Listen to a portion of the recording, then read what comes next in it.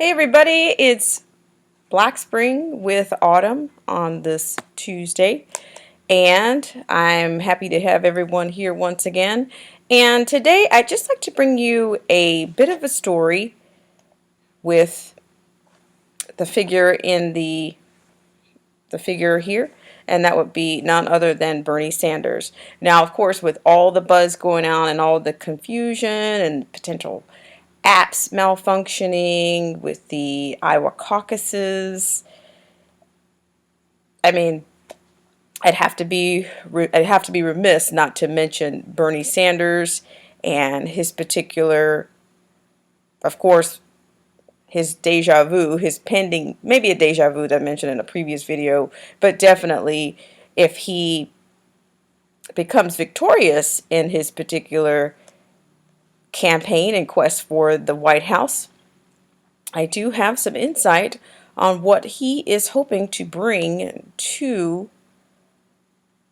the U.S. and the changes that he would like to make, and as the executor in chief.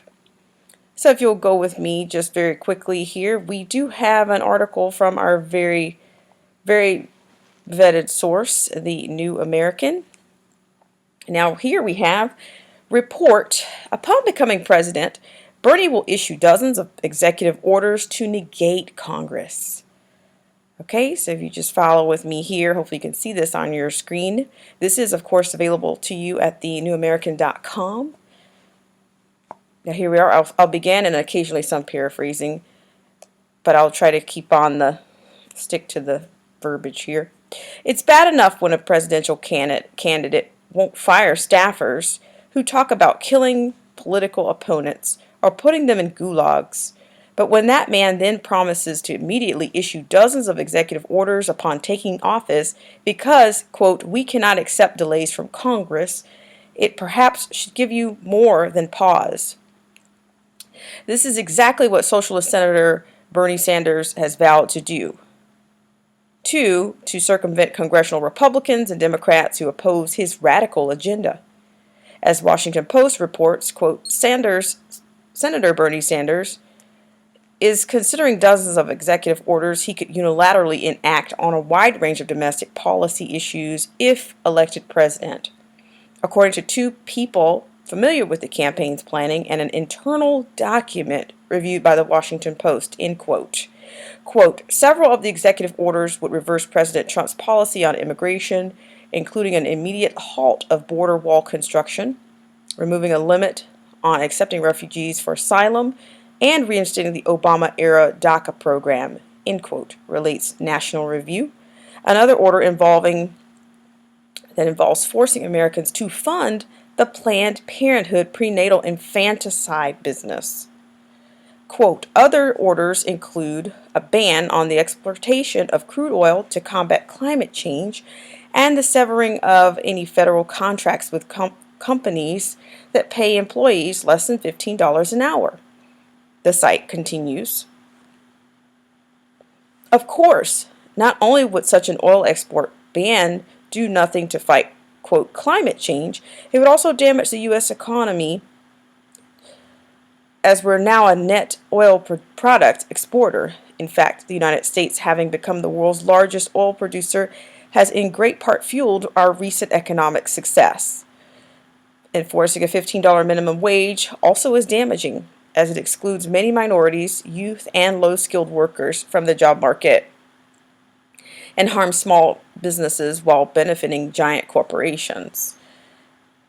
But as we continue, most troubling about the latest Sanders revelation, however, is the internal document states, quote, we cannot accept delays from Congress on some of the most pressing issues, especially those like immigration, where Trump has governed with racism and for his own corrupt benefit, end quote. This claim is ironic given that the Democrats have used immigration to import voters and increase their power. Of course, Sanders wouldn't be alone in abusing executive orders. Modern presidents are notorious for doing so. What may concern many, though, is what he might attempt to do via those orders, because he'd be like no other president, modern or otherwise. Not only is he an avowed socialist who honeymooned in the Soviet Union and defended the autocracy food lines, but undercover videos released the last couple of weeks show Sanders campaign staffers talking about Marxist revolution in a way that would have made Maoist Red Guard proud. Their shocking promises of post-election actions include, the New American reported Tuesday, murdering the rich, murdering moderate liberals, the Clintons were mentioned, burning cities and murdering police, gulags for Republicans, nationalization of social media, abolition of landlords, and mass destruction of property. A Sanders field organizer also said that as far as the more extreme measures go, they're trying to quote, keep that on the back burner for now. Just as shockingly, it's 2 weeks since the video's release, and Sanders has still refused to fire the violent Marxist employees. Latest video below. Could this be because he approves of the agenda? Another campaign staffer certainly thinks so, saying he believes the senator is a, quote, legit socialist masquerading as a Democrat socialist. Okay, so there you have something that's pretty provocative and pretty, I understate by saying it's un-American. So if you don't mind, let's just have a listen here. Of course, this article can be found in the New American, and let's have a look. What? Cities burned. I'll straight up get armed. The gulags and the persecution of the kulaks and things like that are exaggerated. It is unfortunate that we have to make plans for extreme action. We don't want to scare people off, so you kind of got to feel it out first before you get into the crazy stuff like Antifa. You're talking about the yellow vests. It's going to take militancy, and if necessary, just destroy property. I think it's also fair to point out that when we were in Moscow, for example, people here also were extremely impressed by their public transportation system. Meet Daniel Taylor and Mason Baird, both field organizers for the Sanders campaign in South Carolina, and the next two subjects of our undercover investigation of extreme radicalism inside the Sanders campaign. I canvassed with someone who's like an anarchist, and I canvassed with someone who's more of a Marxist-Leninist, and so we do we track radical, like truly radical people to the campaign, but that's obviously not like outward-facing sort of. And Bernie, does he know that? Well, I think the goal is just to build a coalition of people, and a lot of those people who do that kind of work are their politics fall well outside of the American sort of norm. So they're Marxist-Leninists, they're anarchists, they're these types of folks, and they have more of a mind for direct action, for engaging in politics outside of the electoral system. Like here we think of, gulags being sent off to Russia, to Siberia, and like lock you up, throw away the key. And they were saying that is such a misconception. They're like re-education camps. Mm-hmm. Do you know anything about that? Pardon me. Yeah, it's interesting because I think at least my reading of kind of that Cold War era is that you had two massive, you had these huge opposing ideologies and empires and superpowers, and when you have that much power, each side is going to do everything it can to control a narrative and to sort of have its own truth, to support its sort of power structure and things like that. And so I think that if we pay attention to the lived experience of people in post-Soviet states and in Russia and things like that, then we do find that like a lot of the stories we're told in the United States about the gulags and the persecution of the kulaks and things like that are exaggerated. I think there were certainly excesses, and certain, our own American empire has its own excesses, of course. So I think, I think that it's probably exaggerated on our side, and maybe there's also a little bit of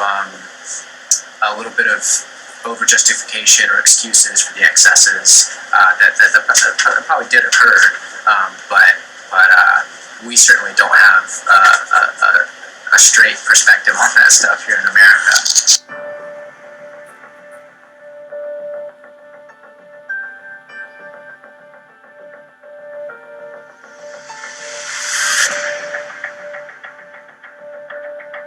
This hasn't worked. We've tried it for 3 years. He's still there, and it gets stronger. Well, for me personally, I have no problem going all in on the campaign stuff because you are planting a seed. You need people to understand that the things that we're fighting for are things we should have had all along. But for a lot of people, it seems extreme because it never has been. You know, a lot of the social programs that we're pushing are things that other countries have had for a long time, but we've never had. Like the whole socialist thing 4 years ago was a lot more toxic than it is today. I think people are finally starting to realize that maybe it's not such a bad thing. What's troubling is Baird and Taylor both speak of the possibilities of extreme violence coming from the Sanders campaign and want to keep it hush-hush in order, quote, not to scare people off, unquote. You all look so mild-mannered, but boy, you've got fire in your belly, don't you? Well, I think, we don't want to scare people off. So you kind of got to feel it out first before you get into the crazy stuff. But what kind of crazy stuff? Tell me. We were talking about, more extreme organizations and stuff like Antifa. You're talking about the yellow vests, and all that. But we're kind of keeping that in the back burner for right now. Do you think that when Bernie's elected, and now you've got all those Trump people, and we're talking, that was a pretty tight split. Mm-hmm. So you've got almost half the country that are haters. How are you going to tame that beast? What are you going to do with them? You need something really radical. What you're proposing is great, and I agree with you. Mm-hmm. The best thing is by example, but that takes forever. these people are angry. Yeah. They're not gonna. Yeah, it is a huge source of anxiety for me. So it's like that's definitely. But I think we have to think in those ways, yeah, right? Absolutely, and it's with my family too. it's like within my family that I have this kind of Trumpites confronted by that kind of stuff, and not even explicitly Trump people, just that they if push came to shove, they would go that way. That is,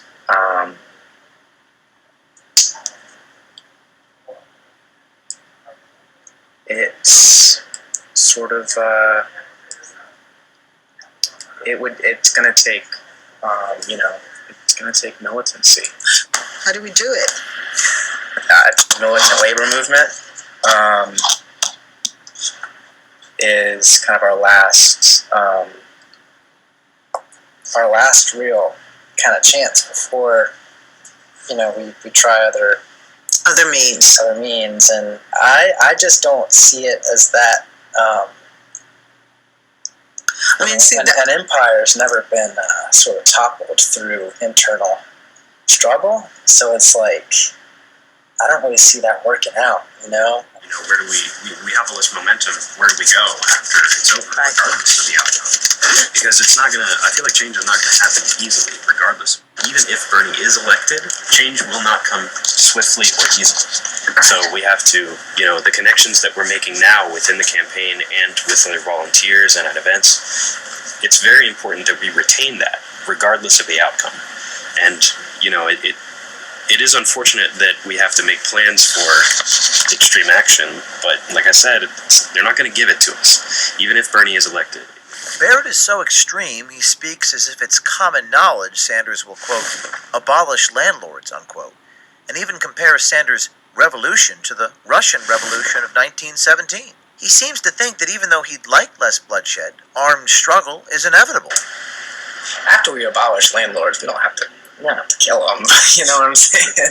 that's my feeling. I think that's damaging to the soul. But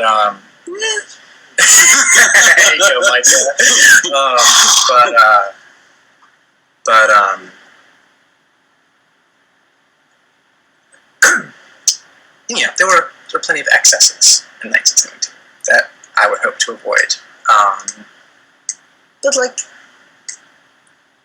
I admire see, it. I'm very, like I said, I'm very black and white. I see things in very binary terms, and I just see a big clash happening, and it's going to be a power struggle. And power struggles are not nice. You don't talk your way out of them. No. It's a strong, it's the law of the jungle. Right. I think, So how do you jungle up? I think it goes back, again, for me, it's like labor. I think that's a big source of power for us. Hey, Mike with the And to try to gain as much leverage and power Are you Miss Sandra? in the short time that we have before. 1917 Redux.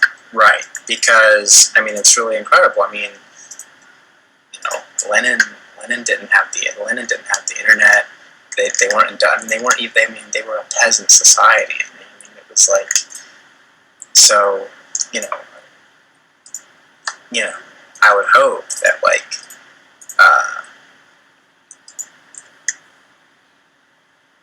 that we would.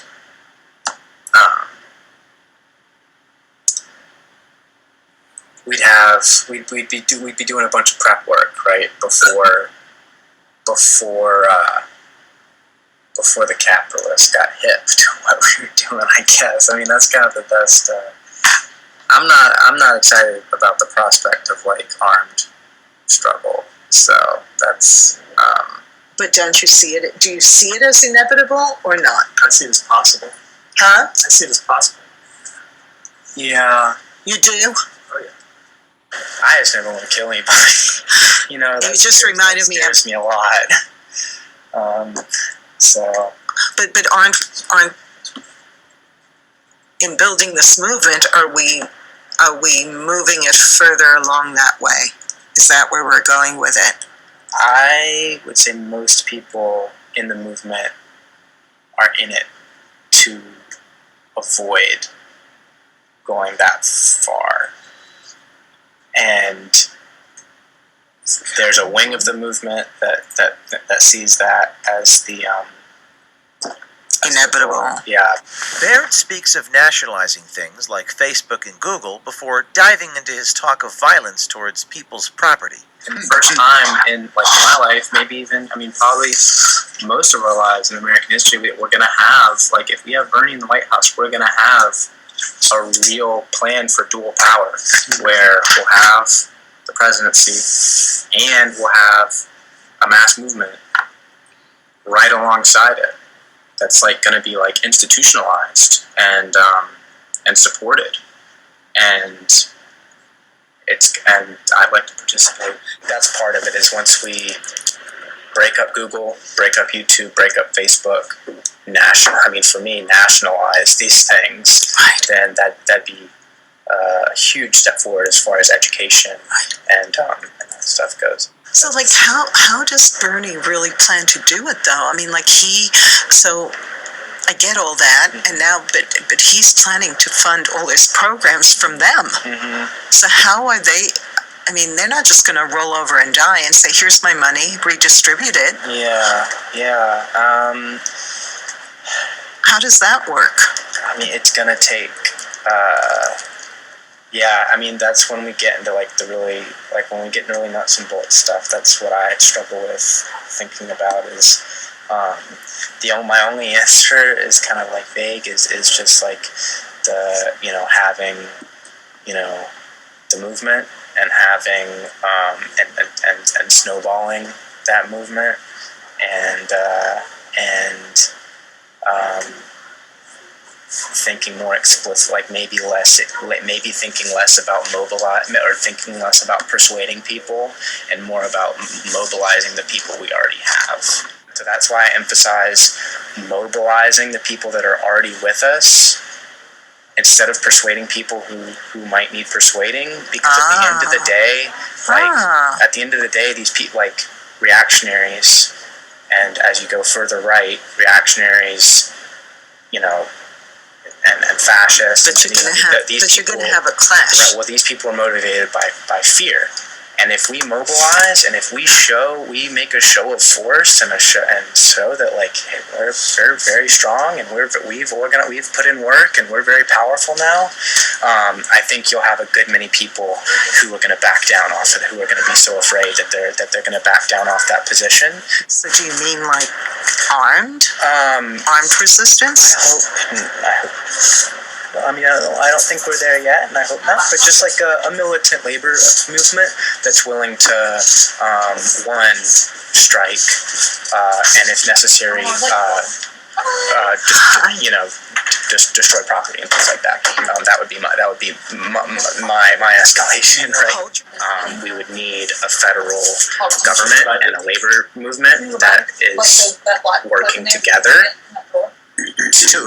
to strip power away from capitalists and preferably directing that violence towards property. At the end of the day, I think this stuff is going to come out through praxis, through the work, and it's hard for me to like talk about it in the moment we live in, because I think like, China today is not what Mao envisioned, right? It was through the praxis of billions of Chinese people, doing the work to create the China today, and so we're never gonna. I think a lot of these answers are gonna come through praxis. We're gonna try things aren't gonna work, we're gonna move on to the next thing, and we're gonna try to be as conscious and intentional about those things. But when you get into a certain level of detail and depth, it's like that's kind of my cop out. Is like it comes through the work. The answers come through the work. This is it. I mean, this is the campaign is work consciously all the time. This is what we're saying all the time on this campaign. Is after South Carolina, after the primaries, after the general, this doesn't go away. Where this is and that was Bernie's promise. He said, this isn't Obama 2008 where a massive movement got him elected, and then he said, all right, thanks y'all, goodbye, it's over now. Bernie said that the only way that we're gonna live is if we have this mass movement going after the election. Taylor seems quite confident that Sanders would endorse extreme action. If, God forbid, he should lose, can't even think of that. Do you think he'll be on board to join forces with the rest of us and really make, we need a revolution, don't we? He has a history of protest, and, that's what makes him so attractive to a lot of the younger people who are fed up with bureaucracy, is that Bernie has been out there standing on the picket lines and doing the uncomfortable stuff, and I absolutely think that he would endorse that kind of action, because, sometimes that's what you gotta do to get it done. As we continue to expose radicals inside the Sanders campaign, the question must be asked, are these people representative of the campaign or not? If not, shouldn't the campaign disavow these workers? Or are they the true face of the campaign and the candidate himself?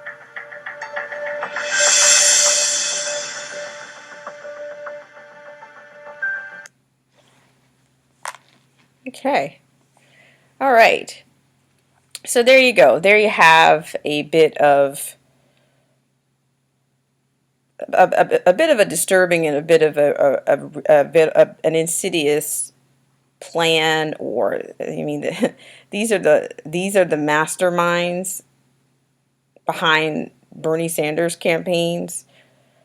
A bunch of radicals, as radical as they are, and as sinister as the plan is. But can you look at these people? They're already, they look a lot like, they don't really, you don't get a threatening feeling from these people. They're speaking radicalism. They're speaking, they're not going to take it anymore. They're speaking all of these things that a radical would speak. But they don't have, these people, these sort of people are, to me, more of kind of like the basement kids that are basically making threats that they would with support, imagine that they would maybe initiate something. But I mean, to me, it doesn't. They don't have. They are. These are not the sort of. That's not the sort of force. There's nothing behind, to me, those words. Yeah, that's a particular tag. But I would like to say this. I did a segment previously that discussed the Constitution of Stalin, Joseph Stalin's plan, as well as Bernie Sanders, looking pretty much the same, parroted the same. But the very first thing was I did go over a couple of the articles from that particular Constitution of 1936 and of Stalin's. And then for two, I'd just like to give you to round out with, for one, those particular articles, the resemblance are that those people speak of, and the examples are Article 2, the Soviets of working people's deputies, which grew and attained strength as a result of the overthrow of the landlords and capitalists and the achievement of the dictatorship of the proletariat, constitute the political foundation of the USSR.